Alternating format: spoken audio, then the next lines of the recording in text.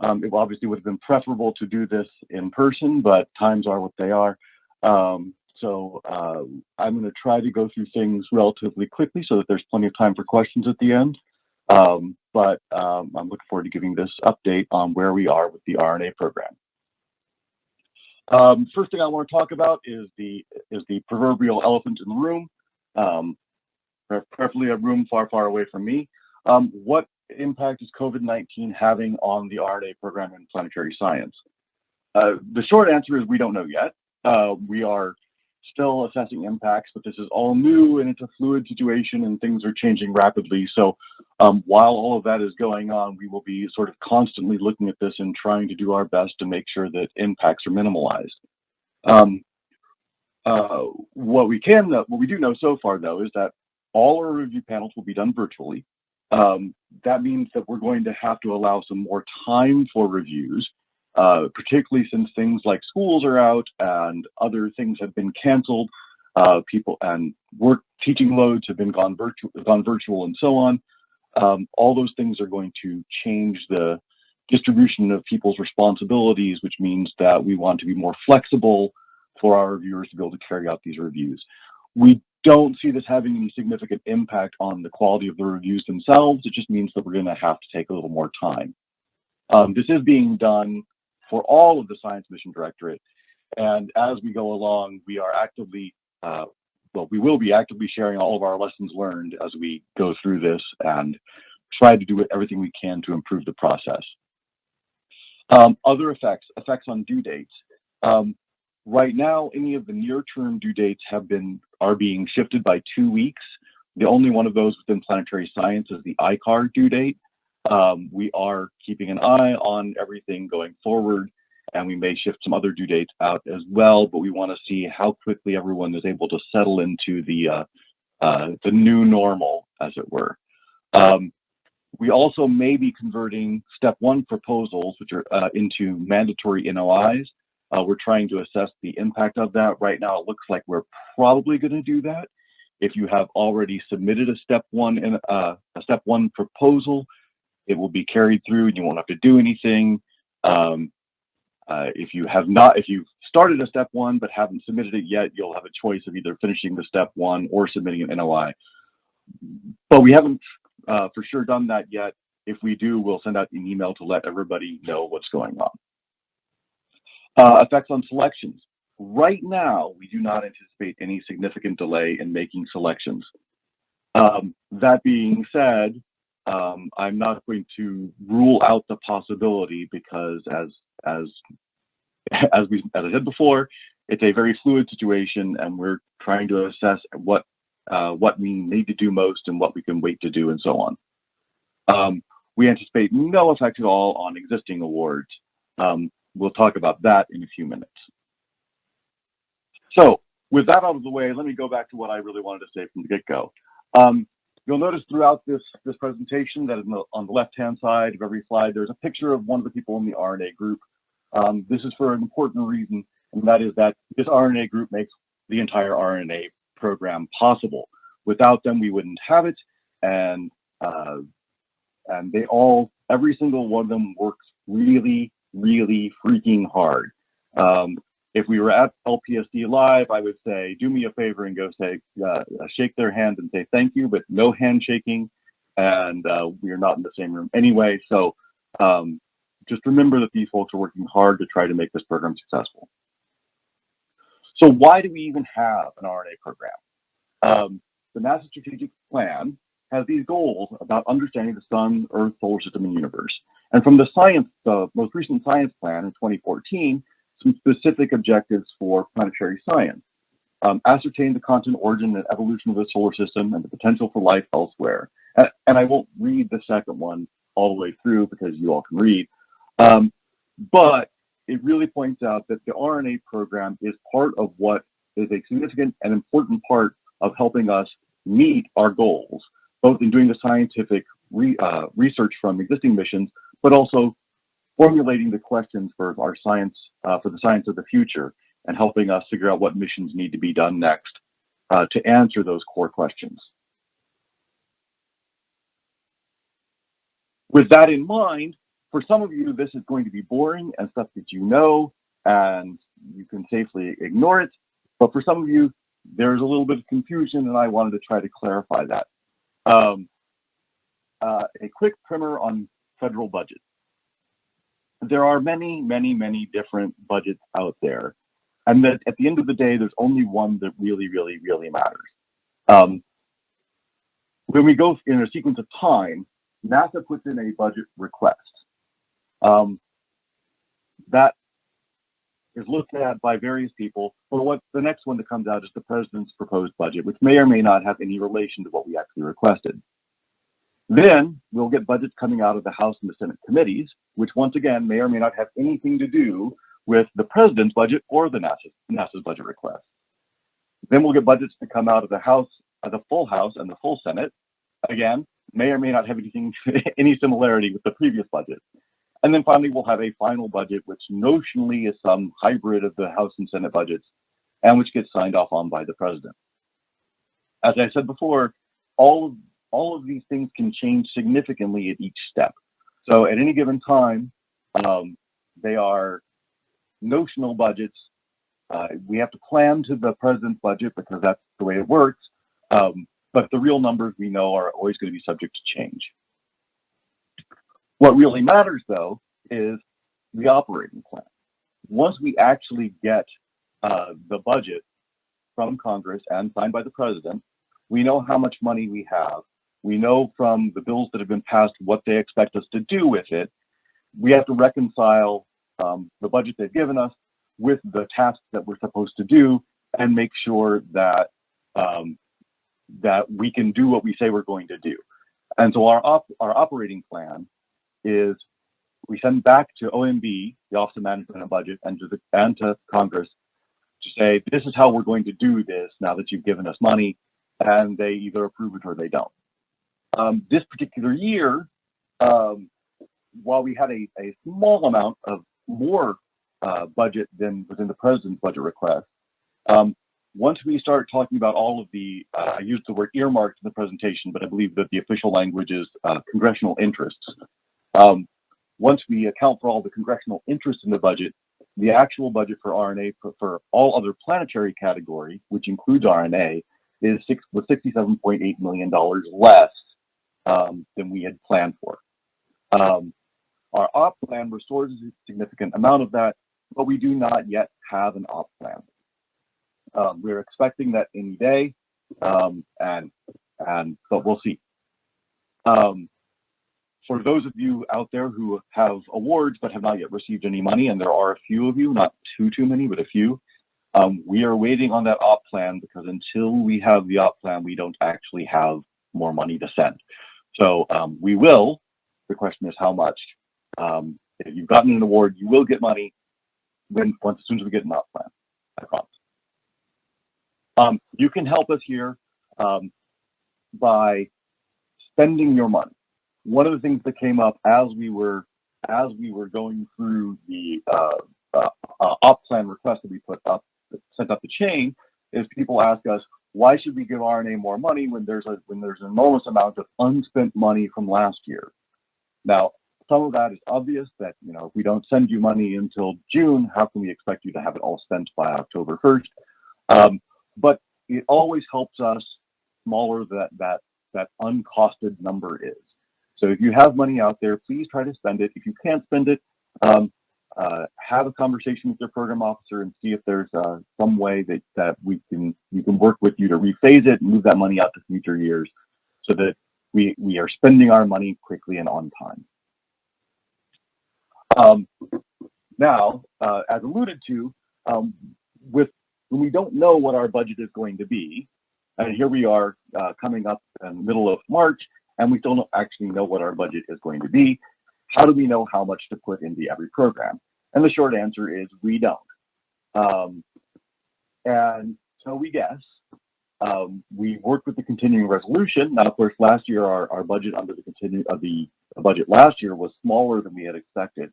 Under a continuing resolution, we have to work with that budget number, which means that we've been working this year with a significantly smaller number than we were hoping for. And only when we get the the op plan where we actually have the real number that we want, or well, hopefully that we want, but the real number that we'll actually have. All of this means that whenever we're going through this budget cycle, things that are in the early part of the year can either get a benefit or a hit, depending upon whether we think it's a larger number or a smaller number than it's going to be, and likewise, things at the end of the year can take a hit or get a bonus, depending upon how things work out. To try to even this out, we've done this year a 15% reduction in selections to all of our programs by 15%. Those proposals have been made selectable. Depending on the op plan, we hope to select a number of those selectable proposals. But until we have the op plan, we don't and can do the analysis on how much money we have. We don't know how many of those selectable we'll be able to select. Please try to be aware of the budget context and be patient with us. It's not, we're doing our best. And as soon as we have money, we'll try to push money out and push out selectables to selected as quickly as we can. The famous charts, everybody loves to see these charts. I will tell you that, by the way, that both Picasso and P-Star now have selections ready to go, and I expect them to be out very, very, very soon. But these are the numbers from ROSES 19 that we have right now. I'm not going to go through this line by line because you can read it and it will come out. You can read it online later as well. For ROSES 20, I'm not going to put up all the due dates because, again, you can go to Inspires and you can read them for yourself. Important changes for ROSES 20. We have a couple of new programs, DART PSP, Rembrandt. This year we've added YORP. YORP is split off from SSO in order to allow more theory and modeling proposals that are relevant to planetary defense without getting them sort of mixed into the SSO bag. SSO and YORP are both going to have the same due dates and will effectively be conducting reviews at the same time. But this will split out the spending line for planetary defense as well. So that's a good improvement. I have in here the MoMA PSP call. That is not actually happening because ExoMars has been delayed by 2 years. So that one has been withdrawn to this year, but that happened after my slides were submitted. So, we also have two new interdisciplinary calls, E7 and E8. These are related to the language that you may have seen about making all data publicly available and making software tools available.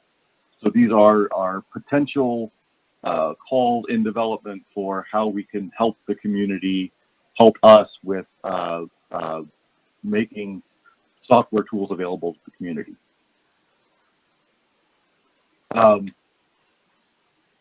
One thing I wanted to point out, this is something that we're still working on. This is very clearly a story in progress, is what the overall research and analysis budget looks like.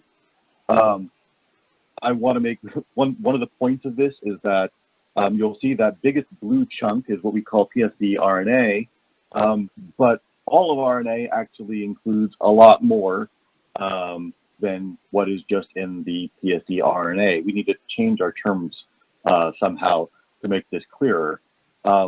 Research is funded through a number of programs, including the different mission lines, other sources, and we have international mission contributions at small level as well.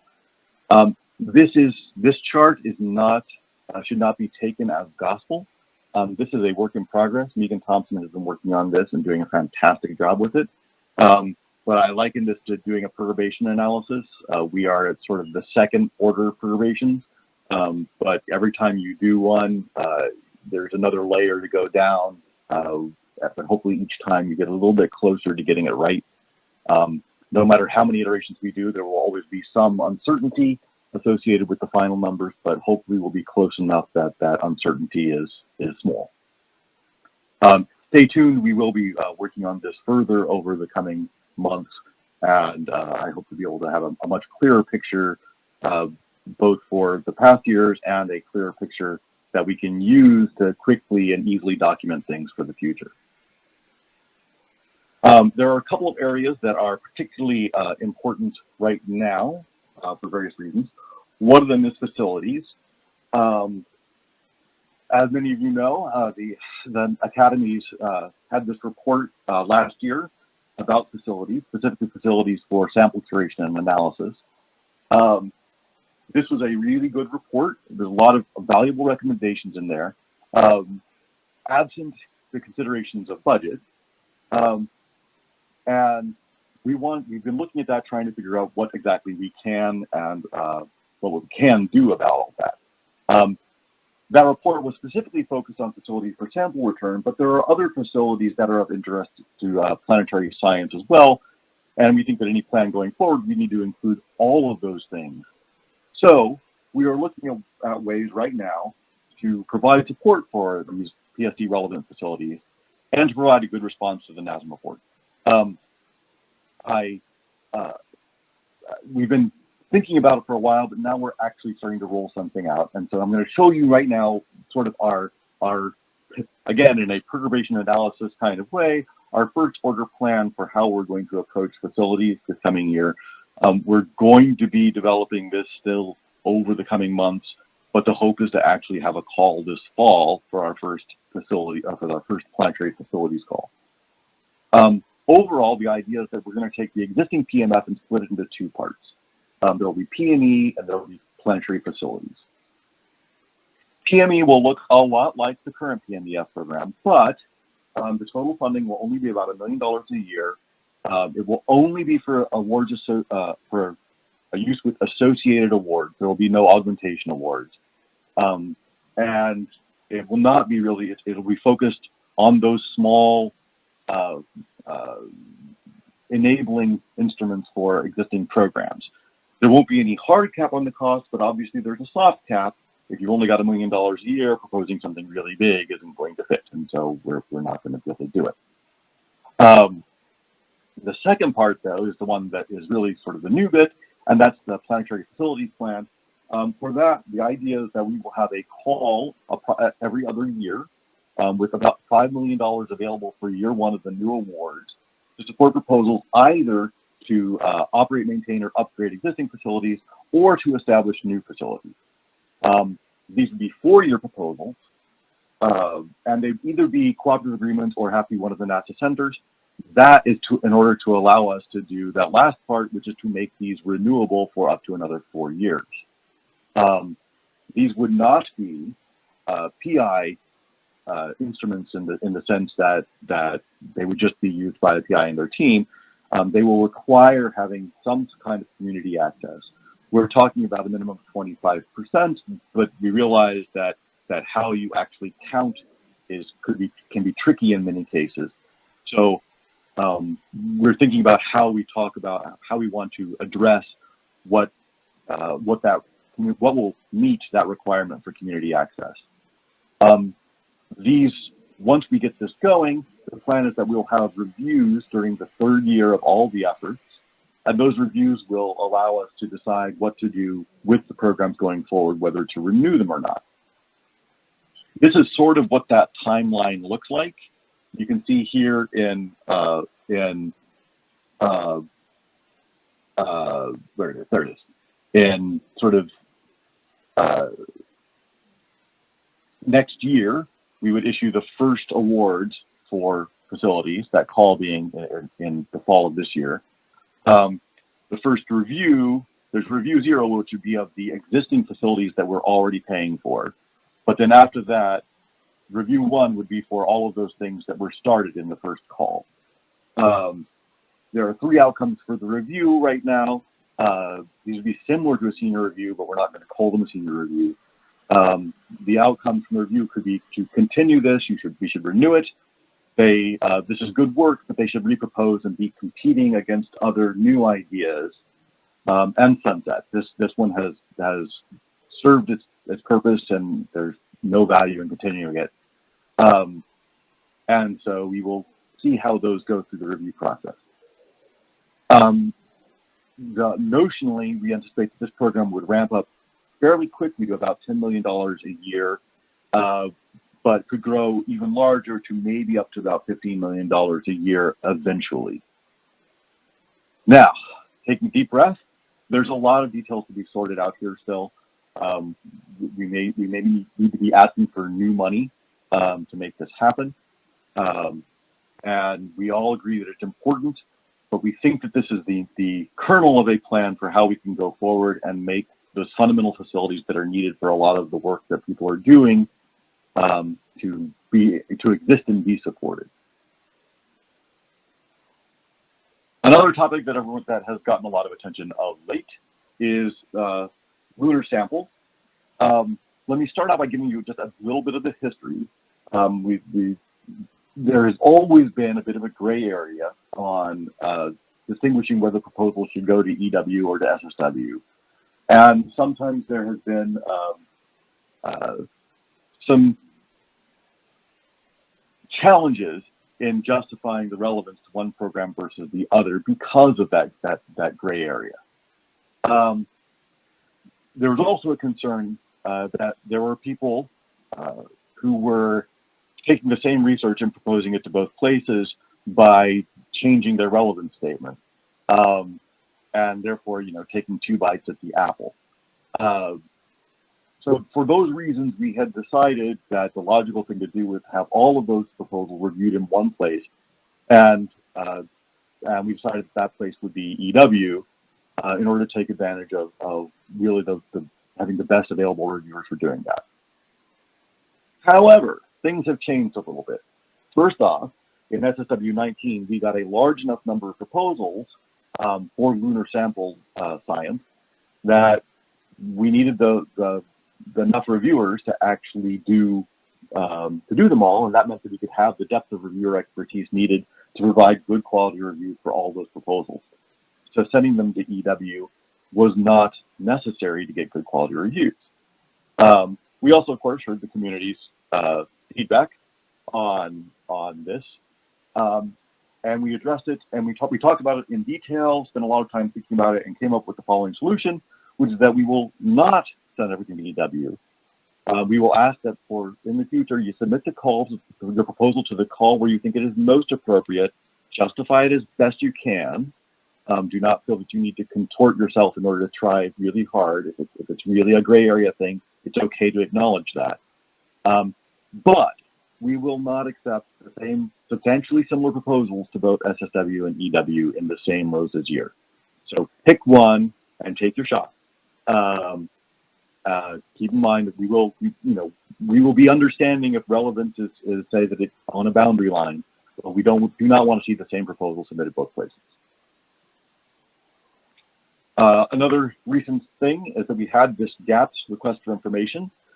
We received 104 different responses from NASA centers, universities, the science centers and labs, and even the private sector.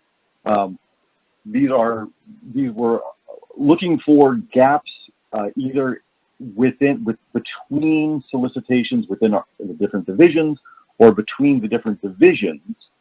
And we have a lot of really interesting responses. There's some of the themes are listed down there below. I think the one that I would point out mostly would be, the two that I think are most interesting from a planetary standpoint are these cross-divisional technology things and some of the interdisciplinary research. What we're actually doing with this is we're actually reviewing and categorizing all of these 104 and asking some important questions. How does that research fit within which division or divisions? Does it fit within the directorate? Is it something that the agency cares about?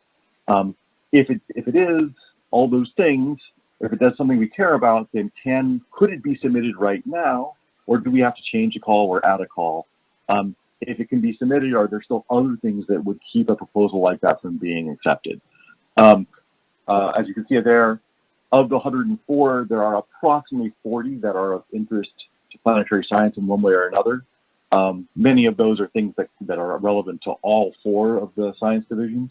So we have done our preliminary analysis, and we will be doing more analysis over the next, I'm going to guess, months to try to have a report out for all of SMD within by summertime.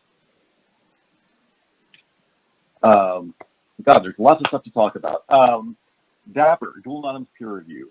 I hope that many of you were able to attend one of the town halls about DAPR. If you weren't, have no fear, there will be more. The dual anonymous peer review is being implemented now at the SMD level. We're doing some test cases now to see how it works. It's built upon the work that was done with the Hubble Space Telescope by the Space Telescope Science Institute, which showed that this dual anonymous model really improved the reviews, and it reduced biases that were hidden in the reviews, including some that they didn't even know were there.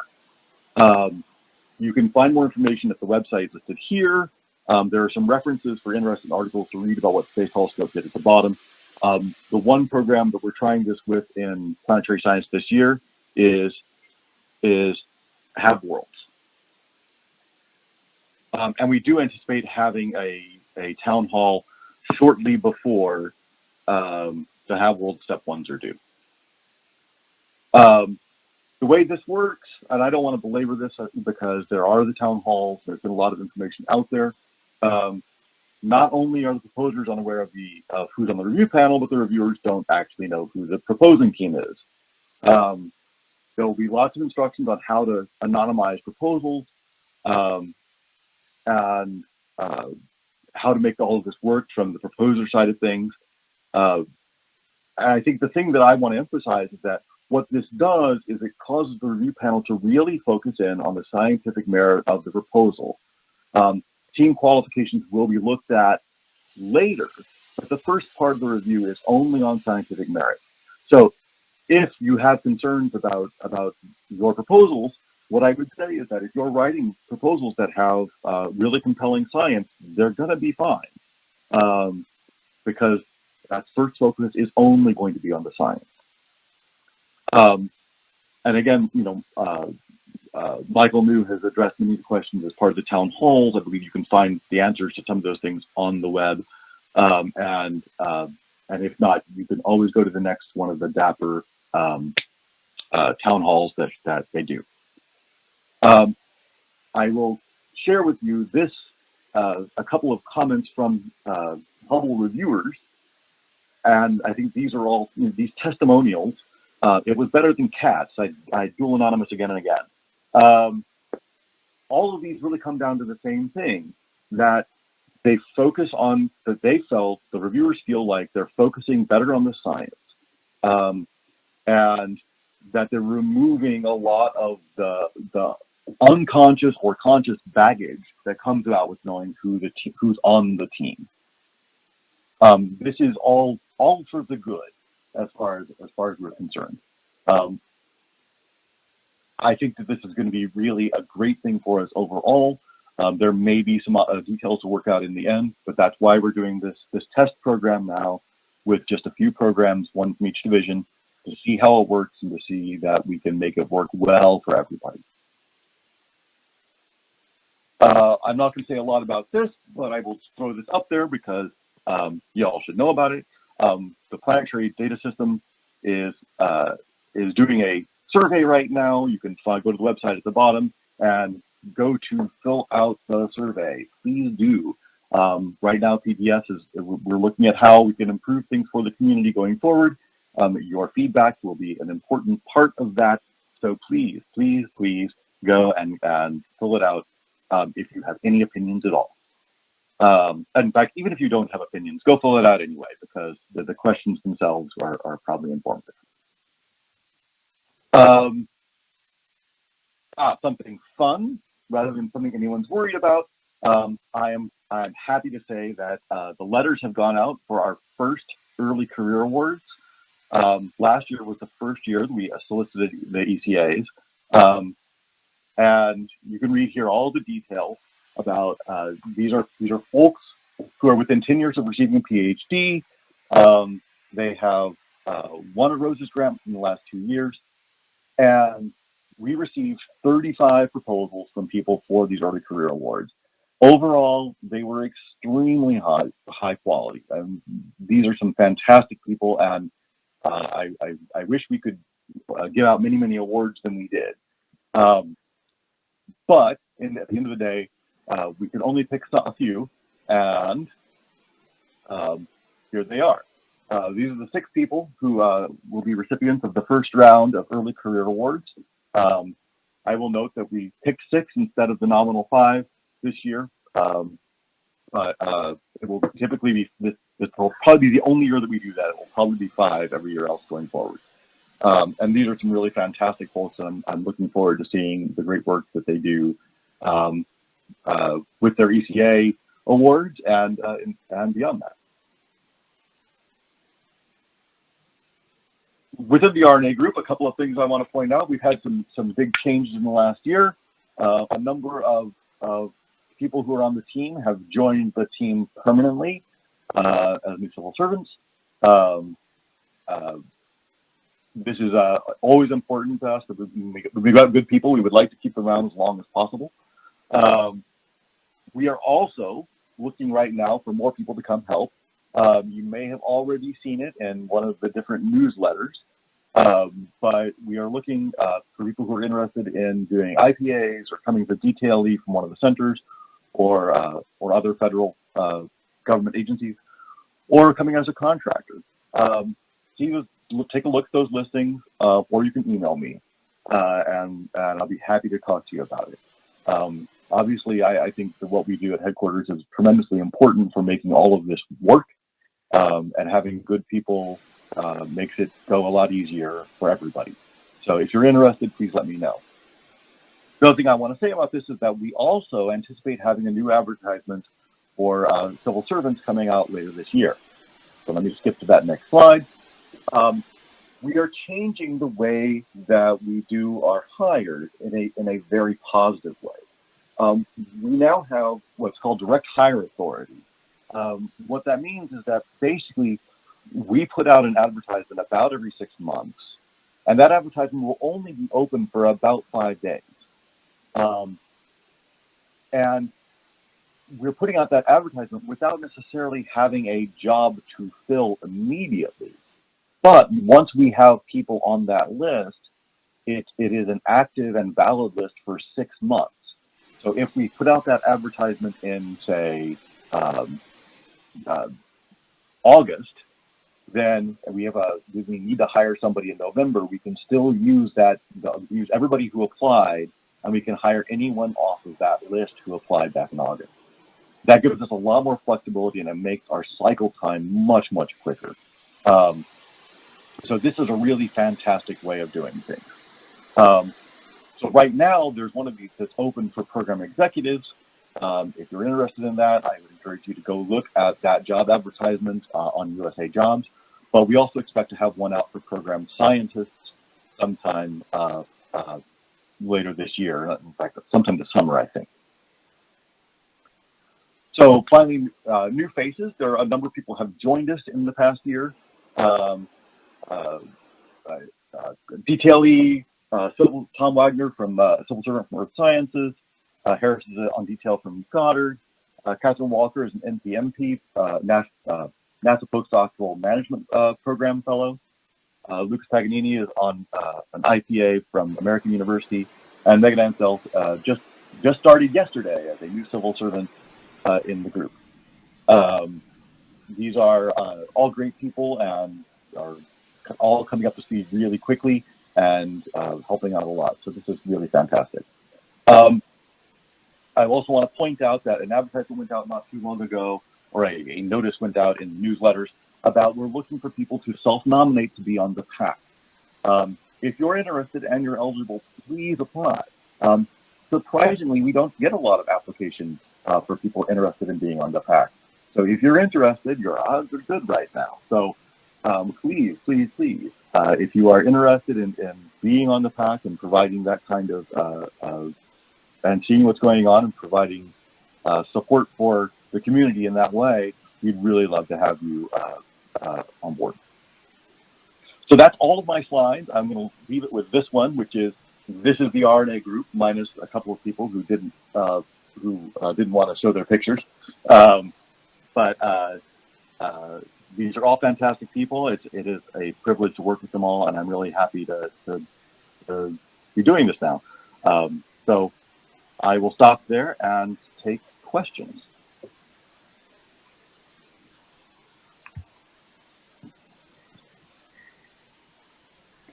So, Stephen, this is Lori Glaze, and I'm trying to pull my video up here while you try and pull yours up. Welcome to everybody. I'm really glad everyone could join in today and listen in on the RNA update. I'm not seeing my video yet, but it should be coming up. There we go. So, Stephen, how about if I read to you some of the questions that I see that are coming in? Sure. So, let's see. There's a question here. How do the new E7 and E8 software-related programs coexist with the software part of PDART, and will software be removed from PDART? We don't anticipate any changes for PDART. E7 and E8 are really, the point of those is going to be to, and those are in development, so I'm getting a little bit ahead of myself, but I believe that the plan is that those are going to be there to help convert legacy software. So for folks who have software packages or big models that they would like to make available to the community, those will be ways that people can get a little bit of support to turn legacy software packages into long-term community, available to the community packages. Great. There's also a question here asking about the slides here. Are they going to be posted? And I can actually answer that one pretty quickly.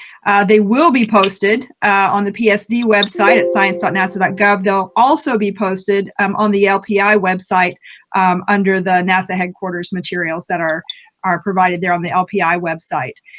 Let's see, what else have we got here?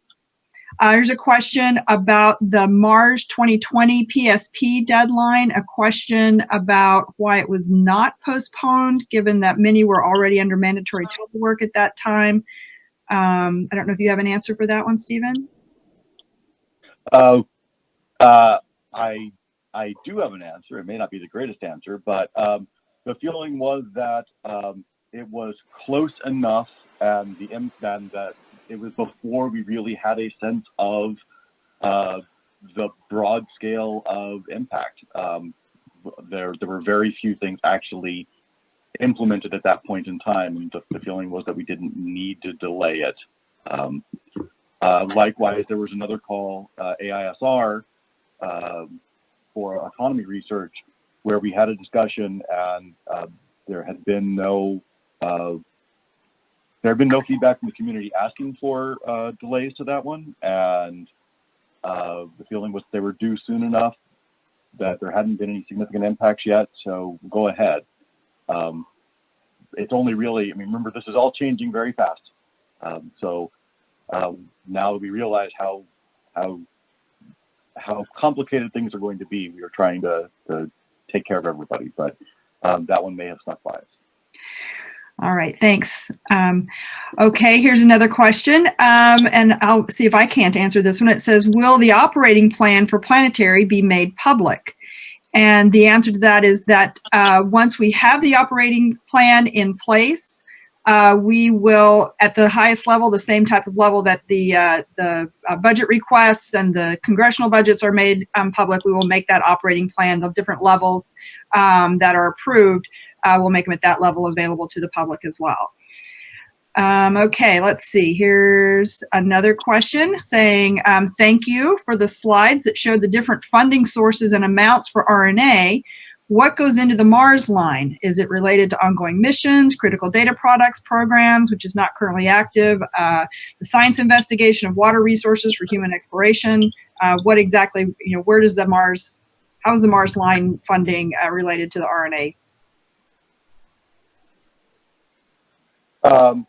So that particular line shows only the research portion of Mars. So that'd be specifically things like MDAP and Insight PSP and things like that. Maybe Insight PSP may be an international contribution, so I'd have to go back and check. But it would include Mars-related PSDs and MDAT. It would not include any of the missions themselves. I think that answers the question. Correct. Great. That sounds good. Okay, here's a question on some facilities. How will the facilities like the Ames Vertical Gun, AVGR, how will those be affected by changes to the facilities that you're proposing? That really is a good question. The plan right now, and again, this is all still we're still working out the details here, but the notional plan is that all of the current facilities will be rolled into a facilities portfolio, and review 0, which would be sometime next year. We will actually look at all those facilities, how they're served the community, et cetera, and have discussions about whether what to do with them. Right now, I believe all those facilities exist for a reason. I don't have any reason to believe that we would want to kill any of them, but they would be part of the overall facilities portfolio going forward. And then they will be subject to the same kinds of review that everything else in the facilities portfolio will be subjected to. So that we want to be able to both make sure that the different programs, all these different facilities are meeting community needs and continue to do so, that they remain scientifically valuable, and that we have good insight into costs and all those fun things. So eventually all of those facilities will be in the same portfolio, both current ones and new ones. Great. There's a couple more facilities questions here as well. Here's one that says, how does the schedule of 2-year review for the new PMEF facilities, how does that fit with the time it takes to actually set up a new facility? For example, the delay for instrument purchases, et cetera. That's an excellent question too. The notionally, those reviews will be held. Let me see if I can go back to that slide.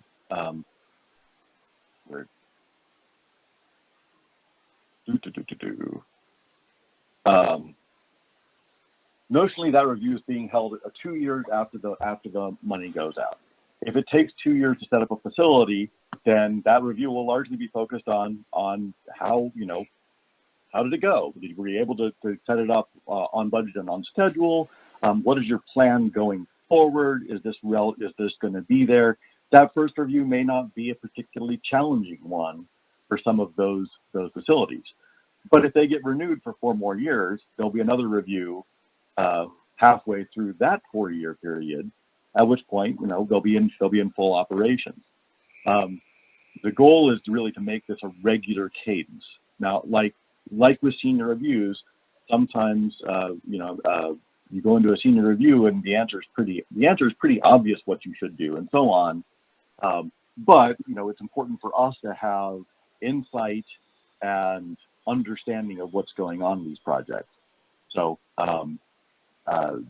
every 2 years is designed in some ways so that we're alternating reviews of existing things with reviews of new proposals, so that we constantly are sort of updating and managing the overall portfolio and making sure it's relevant and timely. Great. Okay, here's another facilities question. I think this might be the last one I see in the list right now. Given the anticipated deadline of the planetary facilities being in September, when do we expect to see the updated call posted in Inspires? Just notes, as of right now, there isn't a separated call that's even TBD for planetary facilities just yet. The hope would be by the beginning of June. That's awfully quick. Given all the details that have to be sorted out, that's pretty fast. And let me be honest that this is one of those things that may get pushed. With the current situation, it's one of those things that we may have to push out in order to get other things done. So I would hope to have something out this summer, but we'll do the best we can.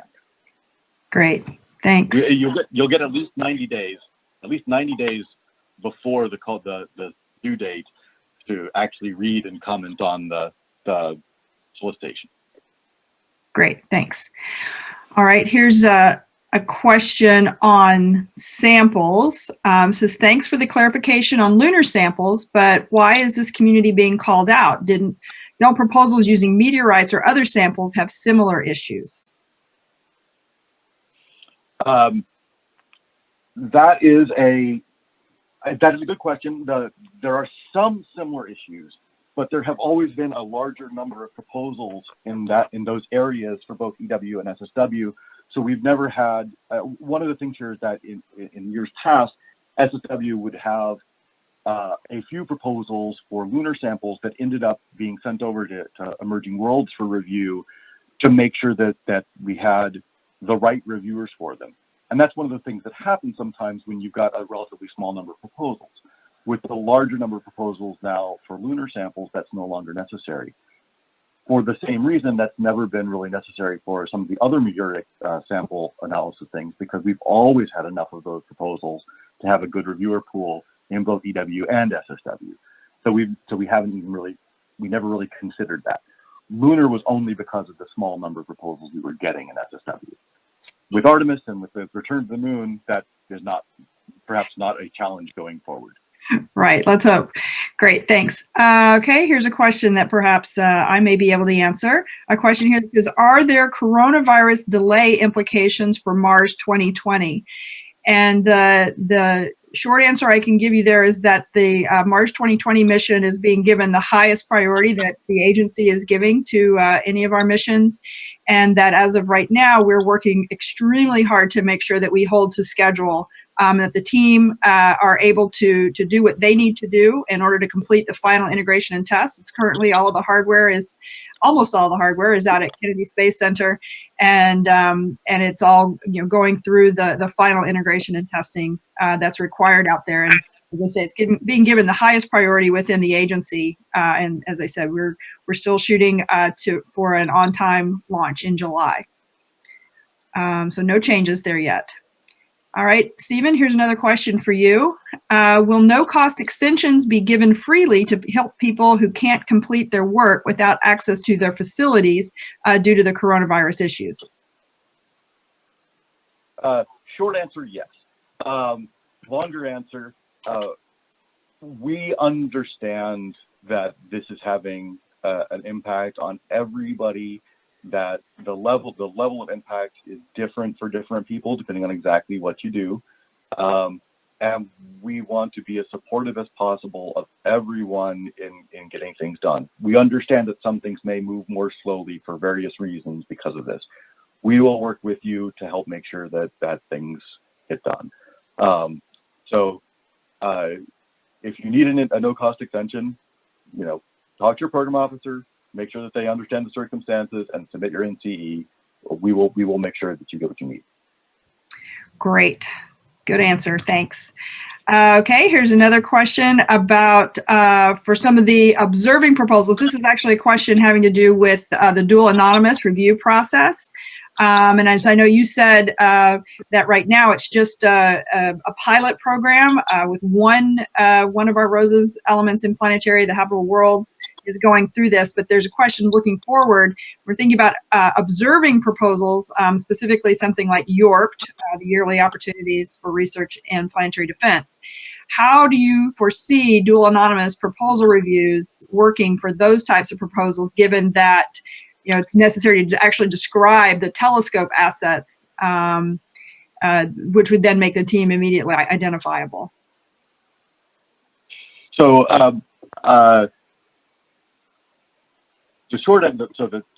again, I'll give a short answer and a long answer. The short answer is I don't entirely know. We'd have to see how the pilots work out before we assess which things we're going to do next and how they'll work. The longer answer, though, is that I had a conversation with some of the folks at Space Telescope about a very similar topic. And when the panels met with the anonymized proposals, they would try to guess who the proposers were, as sort of a fun game. And some of those proposals even included cases where people were using ground-based facilities for secondary data and so on. And the review panels guessed wrong the vast majority of the time. So I would actually argue that even if you think that the facilities are likely to make it obvious, it may not be as obvious as you think it is. Then there are some cases where it truly will be obvious, but those are more unusual than you think they are. More importantly, though,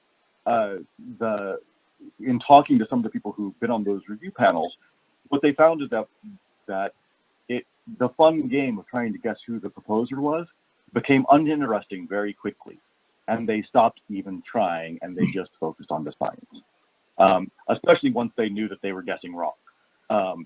So there's plenty of evidence to believe that the action of anonymizing proposals, even if they could guess, still has a positive impact on the quality of the reviews. And that's what we want. Great.